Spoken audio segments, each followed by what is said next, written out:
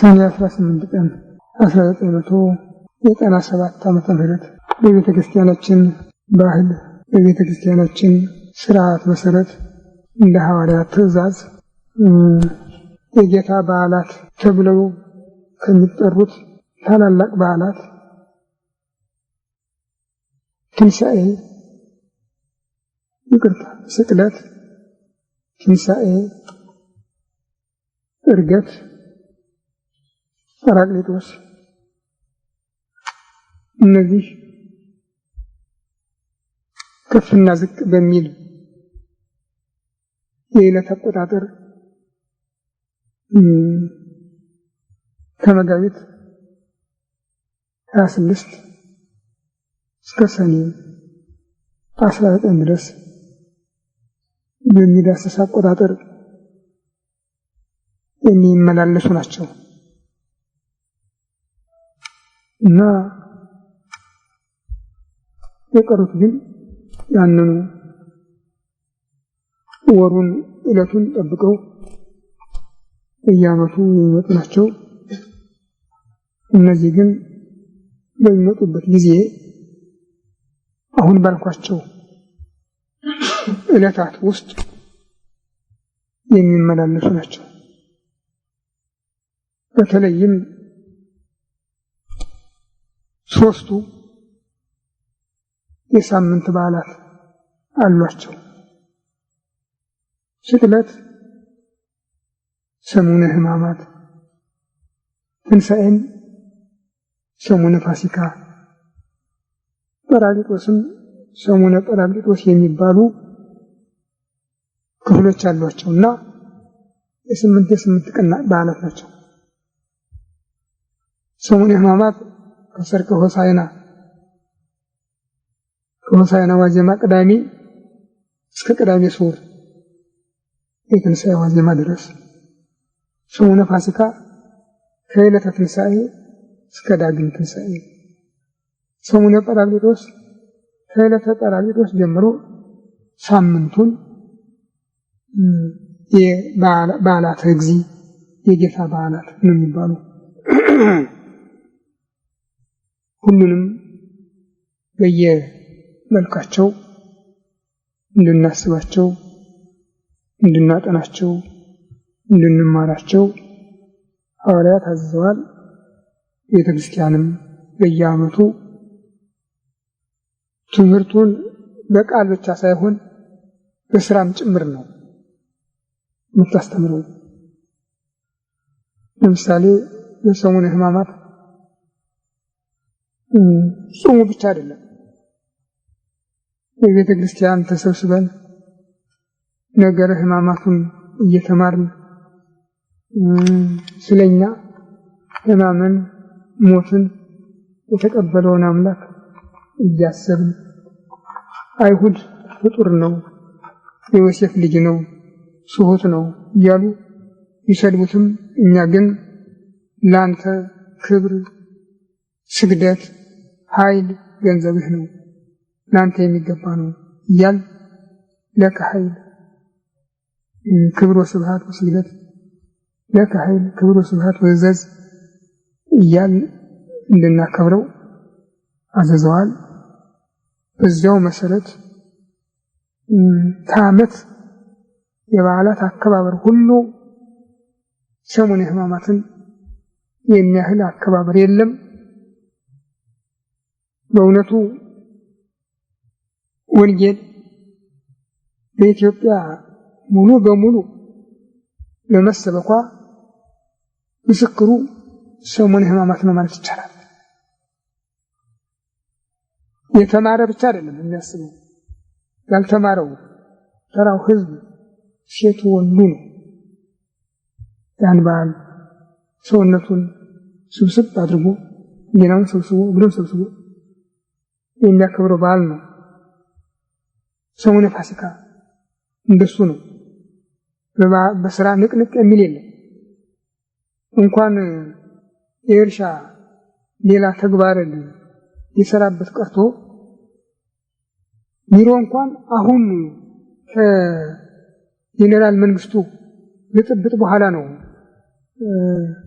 የሳምንት በዓል የቀረና አንድ ማይበት ብቻ እንዲከበር የተደረገው እንጂ ሳምንቱ ዝግ ነበር። በዚያ ጊዜ ሳምንቱ በ49 ዓመተ ምህረት የቅዳሜ ዕለት እኔ ያበረከት ነበር እና ጃንሆይን የተማርኩትን ማስተምርበት ያልተማርኩትን የመማርበት እድል ይሰጠኝ እየጠየኳቸው በ7 ሰዓት ተኩል አቅርቡት ብለው አዘዙ። አቶ ከበደ ሚካኤል ነበሩ የትምህርት ሚኒስቴር ተጠሪ። ካቶሊክ ስለሆኑ ሙሉ በሙሉ ሚኒስትር አልተባሉም። እሳቸው ሳይታደሉ ቀርቶ ነው። በኋላ እነ ማሞ ታደሰ እነ ሙላቱ ደበበ ተባሉበት። እሳቸው ጊዜ ግን ገና ይፈራ ስለነበረ እንደ ተጠሪ ነበሩ። እሳቸውም ተጠርተው መጥተው ነበርና የተማርኩትን ያልተማርኩትን ማረበት ማለት ጥሩ የተማርኩትን ማስተምርበት ያልከኝ ምን ችሎታ አለህና ነው አሉ። የኢትዮጵያን እምነት፣ የኢትዮጵያን ስርዓት፣ የኢትዮጵያን ታሪክ ማስተማር እችላለሁ።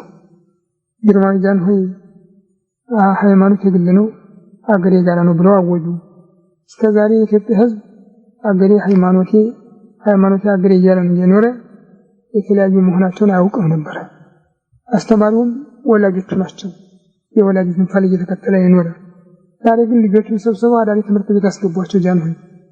እነዚህ ልጆች እኮ ጉድጓድ ያደገ የውሻ ግልግል ማለት ናቸው። ሀገራቸውን አያውቁም፣ ታሪካቸውን አያውቁም። ከያገሩ የመጣ ሁሉ የሚያስተምራቸው የራሱን ሀገር ባህል፣ ታሪክ፣ እምነት ስለሆነ ያን ብቻ ተምረው ያድጋሉ፣ ለሀገራቸው ባይል ይሆናሉ። ስለዚህ ዛሬ አስተማሪ ያስፈልጋቸዋል ነው ምን አልኳቸው። አቶ ከበደ ሚካኤል ተቃወሙ። ብዙ ክርክር ነበረን። ጃንሆይ ግን ትምህርት ሚኒስቴር ቢሮ ውስጥና የግብረ ገብ አስተማሪዎች ከሱ ጋር የተመካከሉ ብለው አዘዙ። ለጊዜው አቶ ከበደ በውጭ ደረጃው ድረስ ሸኙኝና ተመለሱ። ያን ሳምንት ስለነበረ እንትኑ ለሳምንት ቀጥረውኝ ገቡ። እሳቸው በሳምንት ሰኞ ሲሄድ ተለውጦ ቆይ ትእዛዝና ተለውጦ ቆይ እና እሱ ይሄ ገና ከተማሪ ቤት ወጣ ምንም ነገር የማያውቅ ነውና እስቲ መጀመሪያ ስልጣን ከመስጠቱ በፊት ዩኒቨርሲቲ ማታ በሳምንት አንድ ቀን ከምሽቱ 1 ሰዓት እየገባ ለ40 ደቂቃ ንግግር ያደርግ እና በዚያ ይሞከርና ከዛ በኋላ ወደ ታሰቡ ይደርሳል አሏቸው። የመጨረሻ ተርም ነበረ። ያው ማታ እየገባው ከምሽቱ 1 ሰዓት 40 አንሳት ገብቼ 40 ደቂቃ እንዳስተምር ተደረገ። ግን እኔና ተማሪ ተስማማን። እስከ 4 ሰዓት ድረስ አመሽ ነበረ። እንደዛሬው የድንግርግር ጊዜ አይደለም። ያን ጊዜ ሰላም ነው። ከ4 ሰዓት በኋላ 4 ኪሎ ወደ ቤት ይመጣ ነበር እዚህ ድረስ ነው እና የዚያ ጊዜ ሳምንት ነበረ በዓሉ ለማለት ያነሳሁት የነን። ስለዚህ ሳምንቱን ሁሉ ለእርሻ ለተግባር የሚንቀሳቀስ አልነበረም። እንደገና በመጨረሻውም የጰራቅሊጦስ እሑድ ጀምሮ እስከ ሳምንቱ እሑድ ድረስ ሰሙነ ጰራቅሊጦስ ይባላል። እርሻ የለም። ምንም ዝናብ ቢጥል እንኳን አራሹ እጁን አያንቀሳቅስም። ነገር ግን ያ ስለቀረ በረከት አይጎልም። በረከቱ ደግሞ እጥፍ ነበር የሚሰጠው። እንዲያውም ደፍሮ ያረሰ እንደሆነ የበሬው ወገቡ ይሰበራል እና ከዚያ በኋላ እንዲሁ ይከርማል። ያ የተዘራውን ቢሆን በረከት የለውም። ስለዚህ ነበር ምስክር የነበረው።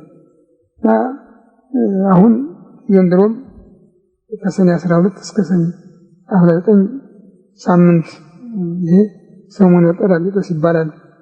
ስለ በዓለ መንፈስ ቅዱስ ወይጹም ወይግበሩ በዓለ ሰብአ መዋዕለ ለአኮቴተ ዚአሁ፣ ስለ ክብሩ ስለ ጌትነቱ 7 ቀን በዓል ያድርጉ ብለው ሐዋርያት ስላዘዙ የቤተክርስቲያን ተቀብላ ስትሰራ ኖራለች እና ኢትዮጵያ ተጠበቀ ያለችበት እንግዲህ ይህን የመሰለው እምነትና ስርዓት ነበር። ኢትዮጵያን ጠብቆ ያኖረው ይህን የመሰለው ስርዓትና እምነት ነበር። ዛሬ የቤተክርስቲያኒቱ ጭምር ወራሪ ሆነች። ስጋዊው አይደለም አሁን የሚወቀሰው የቤተክርስቲያኒቱ ናት። የቤተክርስቲያኒቱ ወራሪ ሆና የነበረውን ስርዓት እምነት ባህል በሙሉ ጥርቅ አድርጋ አጠፋቸው። ህዝቡንም አገሪቱንም ይታደግ የነበረውን የጸሎቱን የማይጠንቱን የመስዋዕቱን ስርዓት አበላሸችው። ይሄ ነው ይህን ሁሉ መቅሰፍት ያመጣው፣ ይህን ሁሉ ቁጣ ያመጣው። ይህን 30 ዓመት የሚፈሰው ደም እንግዲህ የዚህ ውጤት ነው። ይኸው 31 ዓመት ጨርሰን 32ኛ ዓመታችንን መያዛችን ነው ሲሆን ገና ከመጀመሪያው ሃይማኖት የግል አገር የጋራ ተብሎ ሲታወጅ መቃወም ነበረበት። አልተቃወምንም።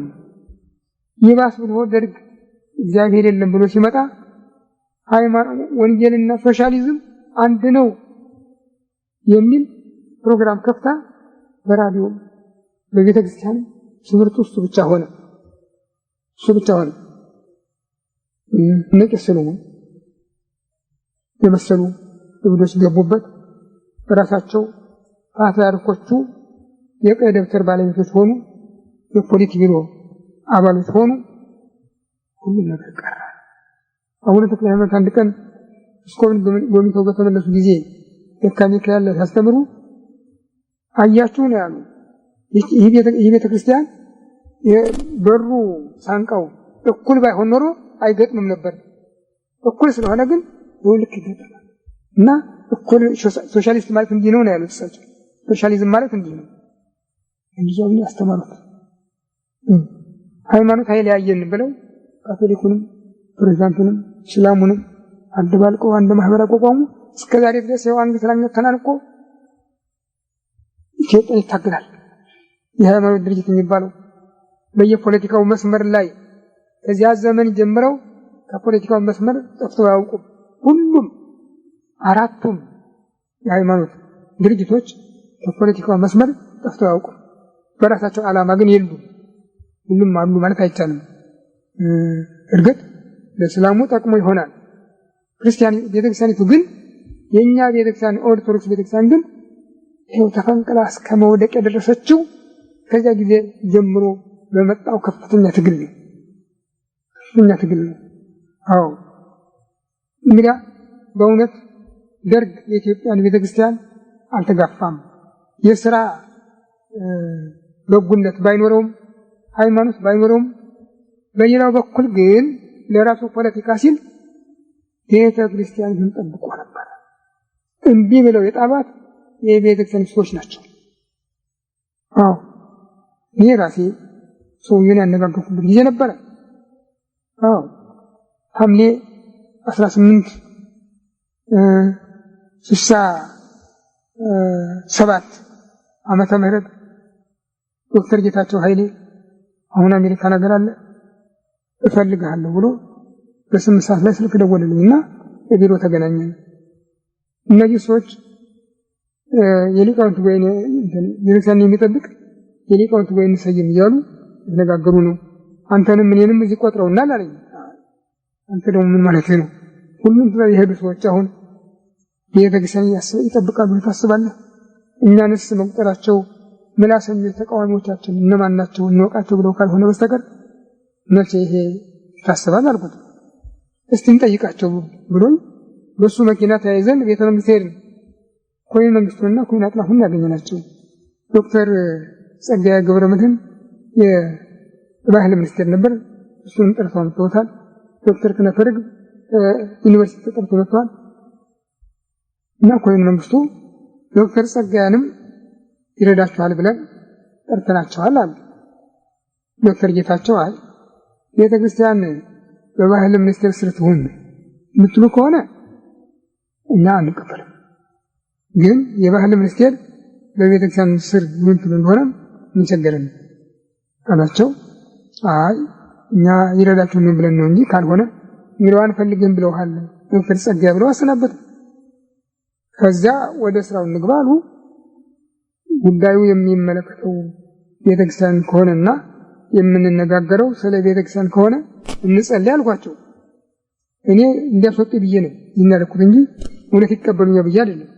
እሺ አሉ። ተነሱ፣ ጸለዩ፣ ተቀመጥን። አሁንም ጥያቄ አለኝ አልኳቸው። እሺ አሉ። እናንተ ሁሉንም ታችሁ ሄዳችኋል። ከኢትዮጵያ ቅርስ የቀራቸው ነገር የለም። ከታሪክ፣ ከባህል፣ ከእምነት ሁሉንም ታቸዋል እና ሁሉም ታቸው ሄዳችሁ ይሄድልን ብላችኋል።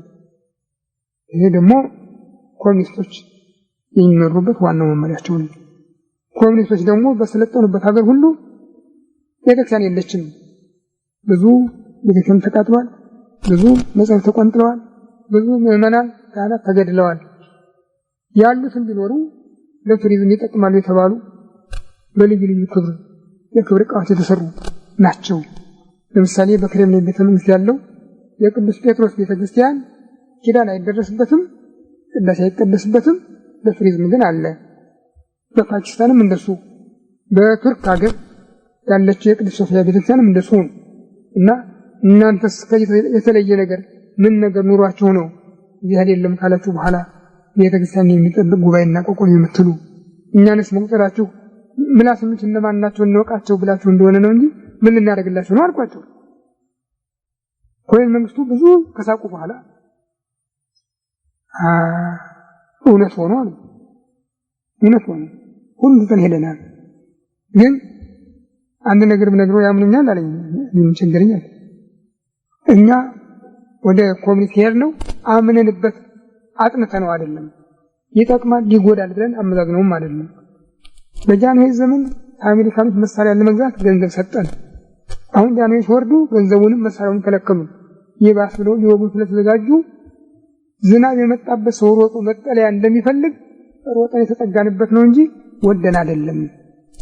አሁን ደግሞ በሃይማኖት አሳበው የልዩ ልዩ ሀገር ሃይማኖቶች ስላሉ በካቶሊኩ፣ በእስላሙ፣ በፕሮቴስታንቱ አሳበው ሊወጉ ስለፈለጉ አሁን እኛ ያገኘነው ሐሳብ እኛ ቤተክርስቲያናችንን ከጠበቅን ህዝቡ ከኛ ጋር ይሆናል ብለን አስበን ነው እንጂ ሌላ ጉዳይ አይደለም ነው ያለው።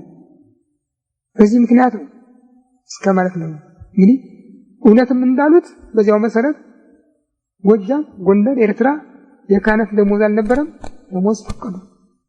ለበጀት ለስራ ማስኬጃ በጀት በአመት 4 ሚሊዮን ፈቀዱ። የቸገራችሁ ነገር ጠይቁን እንሞላለን፣ ስብሰባ ፈቅደናል አሉ። በዚህ ምክንያት ከዚያ ጊዜ ጀምሮ ሌሎችን አግደው ቤተክርስቲያን ግን ውስጥ ለውስጥ መጋፋታቸው ባይቀርም በፊት ለፊት ግን የኛው ሰዎች ናቸው መሳሪያ ሆኖ ያበላሹት ሁሉን ነገር። የኛው ሰዎች ባገኙት ዕድል ተጠቅመው ቤተክርስቲያን እንዲያጠናክሯት ኖሮ ምንም ችግር አይደርስም ነበር። አልተጠቀሙበትም። ራሳቸው አቡነ ተክለ ሃይማኖት ናቸው የወጣቶች ማህበር፣ የሴቶች ማህበር፣ የካህናት ማህበር ብለው ሰብስበው ጥቅምት 14 ቀን 71 ዓመተ ምህረት አሮጌይቱ ቤተክርስቲያን ትውደም፣ አሮጌው ሲኖዶስ ይውደም ብለው በአዋጅ ኮሚኒስትን በቤተክርስቲያን ላይ የመሰረቱ አቡነ ተክለ ሃይማኖት ናቸው። ከዚያ የተቀበሉትም እና አቡነ መርቆሬዎስም በእነ ዶክተር ተፈራ ወንዴ ሰብሳቢነት በተሾመ የኮሚኒስት ጉባኤ የተሾሙ ናቸው እንጂ የቤተክርስቲያን አባሎች ጳጳሳት አይደሉም። ከዚያ ጊዜ ጀምሮ የኛ ሁሉ ጳጳሳት የሉንም። ያው የመንግስት ሰባኪዎች ናቸው ሁሉ ሊሆኑ የቤተክርስቲያን ይሁኑ የሉም። ይሄ ደግሞ የባሰበት ሆኖ ወይ በኮሚኒስትነቱ አልጸና፣ ከዚያ ደግሞ የባሰ እንደገና ከተበላሸው አይቀር ብሎ ነው መሰለኝ የካቶሊክ ጥገኛ ሆኖ ይኸው እንዳልነበር አድርጎ አፈረሳት። ዛሬ ያለው ይሄ ነው። ቤተክርስቲያኒቱ በዚህ ምክንያት ይኸው 14 ዓመት ህፃናት በአጠቃላይ ጥምቀት ቁርባን የላቸውም። እኛም አልተከላከልንም፣ ወላጆቻቸው አልተከላከሉ። በማንኛውም የአደጋ ጊዜ በኢትዮጵያ ክርስትና አልጠፋም።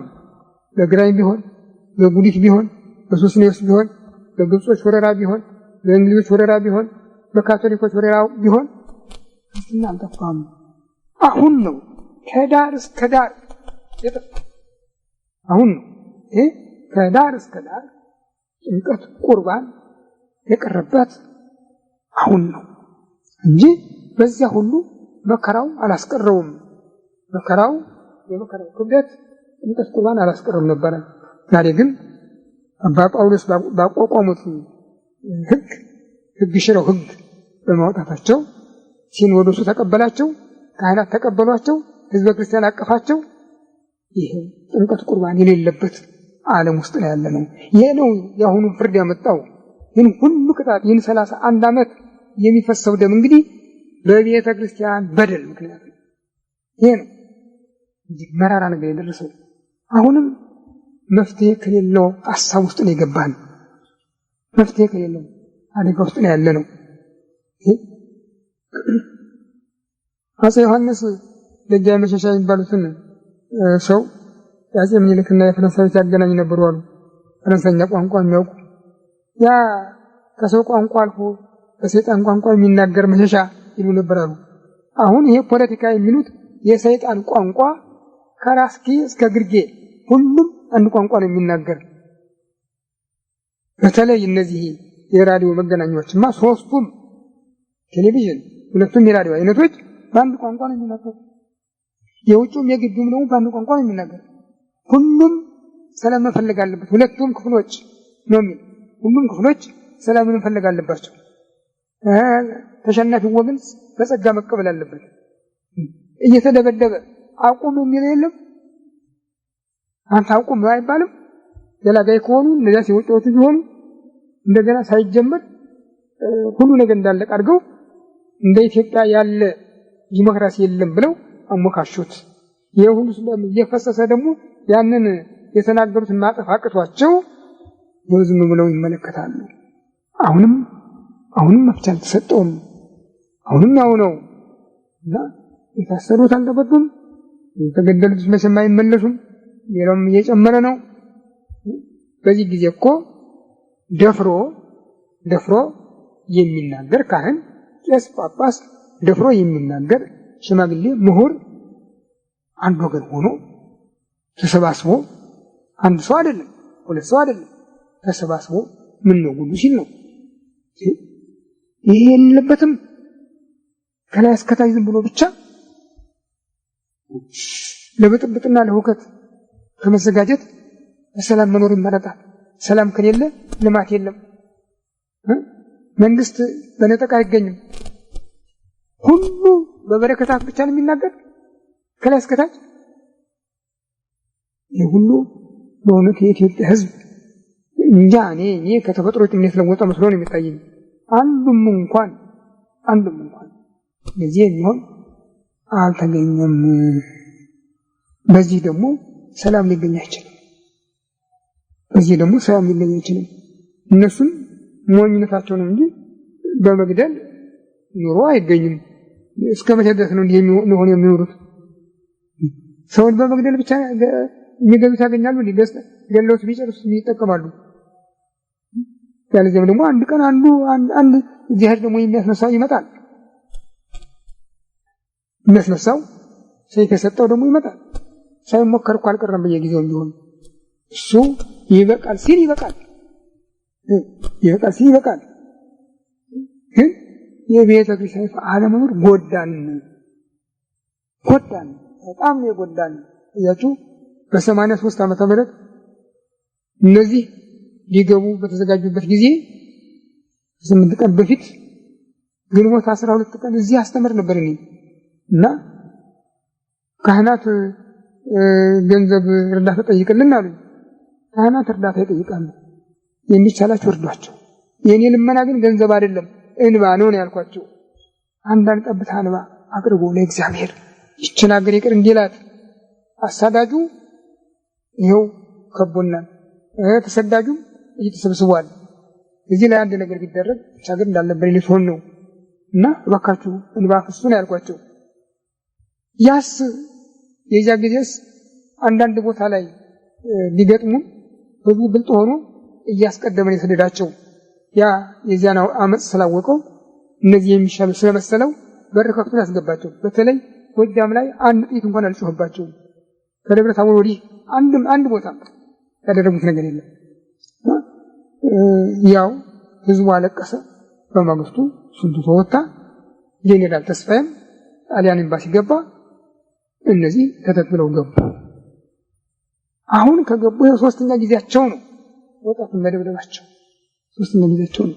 አሁን ግን ጨርሶ ድንበር የሌለው ከዳር እስከ ዳር ያካተተ ነገር ነው። ታዲያ ይሄ ምን ያህል ይጠቅማል? ያጠቅማል። ታዲያ ቤተክርስቲያን ብትኖር ኖሮ እኮ ያው የአንድ ቀን እንባ ይበቃን ነበር። አንድ ሁድ አንዲት ቤተክርስቲያን ተሰብስበን የምናፈሰው እንባ ይበቃ ነበር። በየጎሬ የምናፈሰው እንባ ግን አልጠቀመም። የሚያደርግበት መሰላል የለውማ። መሰላሉ ቁርባኑ ነበር፣ መስዋዕቱ ነበር። ያ እኛ የምንንቀው ቄስ እኮ እኛ የምንንቀው አልተማረም ለንካራ የምንለው ያ ቄስ መስዋዕቱን በእጁ ይዞ ዘርግቶ ወደ ሰማይ አንጋጦ ኦ እግዚአብሔር አምላኬ ናሁ ወልድከ መስዋዕት ዘያሰምረከ ወበዝንቱ አናይት ኃጢአቴ ወኃጢአተ ኩሉ ሕዝብከ እግዚአብሔር አምላኬ ሆይ አንተን ደስ የሚያሰኘው መስዋዕት ልጅህ ነው ብሎ ወደ ሰማይ አንጋጦ በዚህ የኔንም የሕዝብህን ኃጢአት ይቅር በል ብሎ የሚናገረው ድምፁ ሰማያ ሰጥቆ ወደ እግዚአብሔር ጆሮ የሚገባ ነበር። ያ ነበር የምህረት መልስ ይዞ የሚመጣ። ዛሬ እንደሱ የሚናገር ቄስ የለንም። ከየት እናግኝ ታዲያ? የሚያሳዝን እኮ ነገር ነው። የእናንተን እኮ የተቸገርን። አይ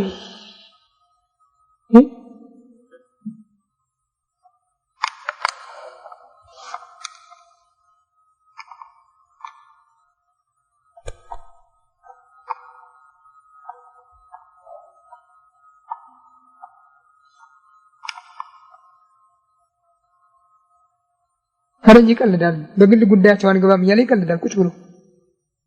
ይህ ያውቃል ጥፋቱን። ያስገቡትም እነሱ፣ ያስቀመጡትም እነሱ፣ ያሸራሹትም እነሱ ናቸው። እንደ ኢትዮጵያ ያለ ዲሞክራሲ የለም ብለው ያሞካሹትም እነሱ ናቸው። እንደውም በአፍሪካ ካሉት ሊቃነ መናፍስት አንዳርገው የሞቱም እነሱ ናቸው። አሁን ግን ጭጫ ነው። ይናለም እየፈሰሰ አይናቸው እያየ ህዝቡ በማይችልበት ደረጃ ላይ እያለ እና እንግዲህ ከየት እንደሚመጣ የኢትዮጵያ ምህረት ከየት እንደሚመጣ እነሱ አውቀው የማይመለሱ ከሆነ ህዝቡ የማይጠይቅ ከሆነ አጣይቁም መልከለሽ ከሆነ ብቻውን የሚያጉረመርም ከሆነ የውጪዎቹን ዝም ብለው የሚመለከቱ ከሆነ አማላጅም የሌለን ከሆነ እንጃ በፊት እንደሚመጣ። ስለዚህ እኔ አሁንም ቢሆን ደጋግሜ እንደምነግራችሁ እናንተ ጸልዩ፣ ለእመቤታችን ንገሯት፣ ለእመቤታችን ንገሯት። ጉዳዩን እሷ እንደያዘችው ነው የምመለከተው፣ እሷ እንደገባችበት ነው የምመለከተውና ለእሷ ንገሯት ባካችሁ። ምናልባት ምህረት ሊገኝ እንጂ አሳዛኝ ሁኔታ ላይ ነው የምንገኘው። የተሳልቆ ጨንገር ነው እንደው የጠጠት እንትን እንኳን ነገር የለውም። ተሳልቆ ነው። ስለዚህ እግዚአብሔር በቸርነቱ ያስበን።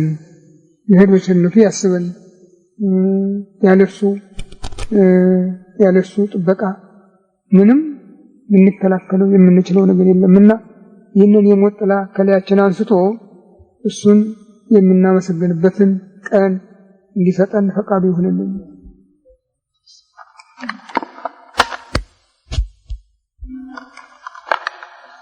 በስመ አብ ወወልድ ወመንፈስ ቅዱስ አሐዱ አምላክ አሜን። አቤቱ እግዚአብሔር አምላካችን በዚህ ዕለት በዚህ ሰዓት በዚህ ስፍራ በቸርነትህ ስለሰበሰብከን ስብሰባችንን በሰላም ስላስፈጸምከን ከሁሉ አስቀድሞ ቅዱስ ስምህን እናመሰግናለን። ቸር እግዚአብሔር አምላካችን እስከ ዓለም ፍጻሜ እኔ ከእናንተ ጋር ነኝ ብለሃልና እንዳትለየን፣ እንዳትርቀን፣ እንድትታደገን፣ እንድትጠብቀን ከመከራ ሥጋ ከመከራ ነፍስ እንድትሰውረን አገራችን ኢትዮጵያን ኦርቶዶክስ ተዋሕዶ ቤተክርስቲያን ክርስቲያን ሕዝብህን በቸርነት እንድታስብ በአፍና በፍርድ ቁጣነት እንድትመልስልን እንለምንሃለን፣ እንማልድሃለን።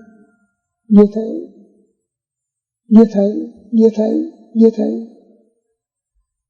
እባክህ ይህችን ሀገር አታጥፋት። በእኛ ምክንያት ይህችን ሀገር አታጥፋት። ጠላቶቿ ሁሉ ሰይጣን በሚያደርግላቸው ቅስቀሳ አሰፍስፈው እየተመለከቷት ነው።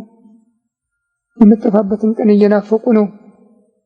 እና አምላኬ በካታ አጥፋት እባክህ ዛሬ ስለሷ የሚጸልይ የለም፣ ስለሷ የሚማልድ የለም። እባክህ ጌታዬ እባክህ ስለ ስምህ ብለህ ከረጅም ጊዜ ጀምሮ ስምህ ተጠርቶባት የሆነች ሀገር ናት ኢትዮጵያ። እጆቿን ወደ እግዚአብሔር ትዘረጋለች ብለህ ያናገርክላት ሀገር ናት እኮ ይህች ሀገር። እና እባክህ አታጥፋት ጌታዬ፣ እባክህ አታጥፋት፣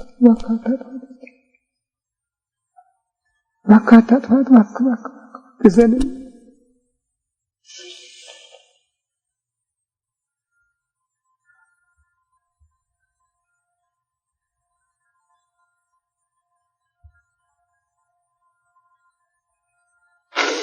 ስለ ስምህ ብለህ ስለ እናትህ ስለ ቅድስት ድንግል ማርያም ብለህ ይህችን ሀገር ይቅር በላት፣ እዘንላት፣ እራራላት፣ እራራልን አምላኬ። እነዚህንም ቀኛቸውን ቢሏቸው ግራቸውን ቢሏቸው ቀኛቸውን ለይተው የማያውቁ ሕፃናትን አስባቸው።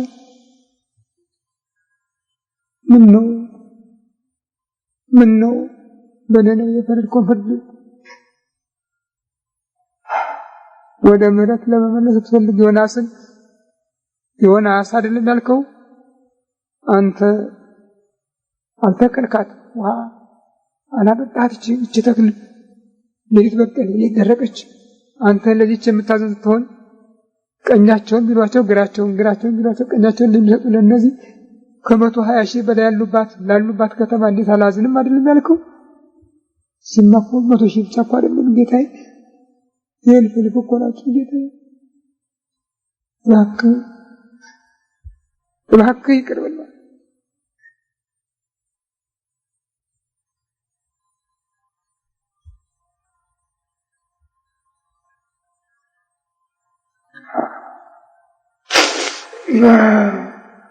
ክብር ምስጋና ለአንተ ለቸር አባትህ ለመንፈስ ቅዱስ ይሁን ዛሬም ዘወትርም ለዘላለሙ አሜን። አባታችን ሆይ በሰማይ የምትኖር ስምህ ይቀደስ፣ መንግሥትህ ትምጣ፣ ፈቃድህ በሰማይ እንደሆነች እንዲሁ በምድር ትሁን።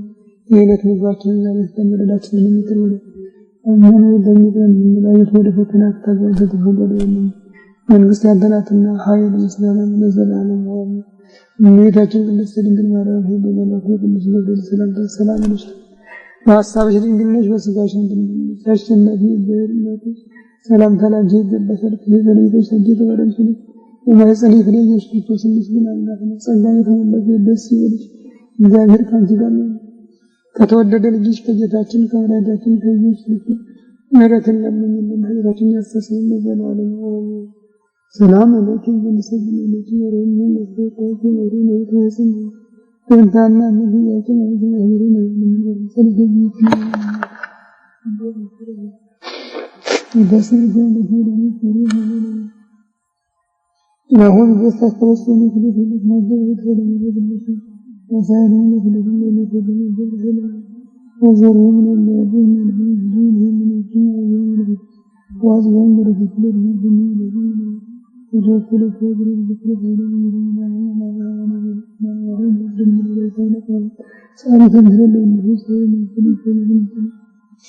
እመቤታችን ቅድስት ድንግል ማርያም ቸሪቱ አማላጅቱ መሐሌተ ወልደ ተዘከሪ ኪዳነ ብለሽ ስለ ኃጥአን ሁሉ በምታቀርቢ በአማላጅነትሽ በአብ በወልድ በመንፈስ ቅዱስ ዙፋን የምታስቢን ስለ ልጅሽ ስለ ኢየሱስ ክርስቶስ ስለ ስቅለቱ ስለ ሞቱ ብለሽ የምታስቢን እንለምንሻለን፣ እንማልድሻለን። ጌታዬ አምላኬ መድኃኒቴ ኢየሱስ ክርስቶስ በእናትህ አማላጅነት ኃጢአታችንን ይቅር እንድትለን ጸሎታችንን እንድትቀበለን ሀገራችንን ቤተክርስቲያናችንን ሕዝባችንን በቸርነትህ ምሕረትህን እንድታመጣልን እንለምንሃለን፣ እንለምንሃለን። ክብር ምስጋና ለአንተ ለቸር አባትህ ለመንፈስ ቅዱስ ይሁን ዛሬም ዘወትርም ለዘላለሙ አሜን። አባታችን ሆይ በሰማይ የምትኖር ስምህ ይቀደስ፣ መንግሥትህ ትምጣ፣ ፈቃድህ በሰማይ እንደሆነች በምድር ትሁን። የዕለት ምግባችንን ዛሬ ስጠን፣ በደላችንን ይቅር በለን መንግሥት ያንተ ናትና ኃይል ምስጋናም ለዘላለሙ አሜን። እመቤታችን ቅድስት ድንግል ማርያም በመልአኩ ቅዱስ ገብርኤል ሰላምታ ሰላም እልሻለሁ፣ በሐሳብሽ ድንግል ነሽ፣ በሥጋሽም ድንግል ነሽ። የአሸናፊ የእግዚአብሔር እናቱ ሰላምታ ላንቺ ይገባሻል። ከሴቶች ሁሉ ተለይተሽ የተባረክሽ ነሽ፣ የማኅፀንሽ ፍሬ ኢየሱስ ክርስቶስ ምስጉን አምላክ ነው። ደስ ያለሽ ጸጋን የተሞላሽ እመቤቴ ሆይ ይሄርካን ይላልና ደስ ይልሽ ከተወደደ ልጅ ከጌታችን ከመላእክታችን ከኢየሱስ ምሕረትን ለምንልን ከቤታችን አስተሳሰብነት ዘላለም የኖ አምላክን ለህነ ቅዱስ ሥራያት ያተደብራት ያበሳ ተወካፍ ንስሐ ዘውሃው ፍጣን ዳሩን ሐዋርያ ወደሙ ለዚህ ለለከም ወደኩም ወደኩም ዝኩም ስከይ ኮኑ ፍቱሃን ወንዙሃን ይረሰኝ ይረሰኝ ለማን ለምሰኛ ይሄንን እናንተን በቸርነቱ ለመንግስትና የበቃለ ደግሞ እንደሚሆን አርን ይሁን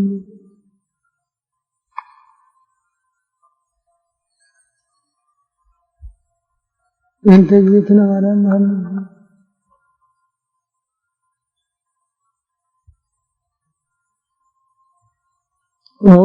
ኢየሱስ ክርስቶስ በከመ በሳይልኮም ምህረትከ ሥራይ ኃጢአተ ኩሉ ጌታ ኢየሱስ ክርስቶስ እንደ ይቅርታ እንደ ቸርነት ብዛት የኔንም የሕዝብህንም ኃጢአት አስተስርይ በማወቅ ባለማወቅ በማሰብ በመስራት በመናገር የተፈጸመውን ሁሉ የይቅርታ በረከት የወልድ ፍቅር የመንፈስ ቅዱስ ከሁላችን ጋር ይሁን።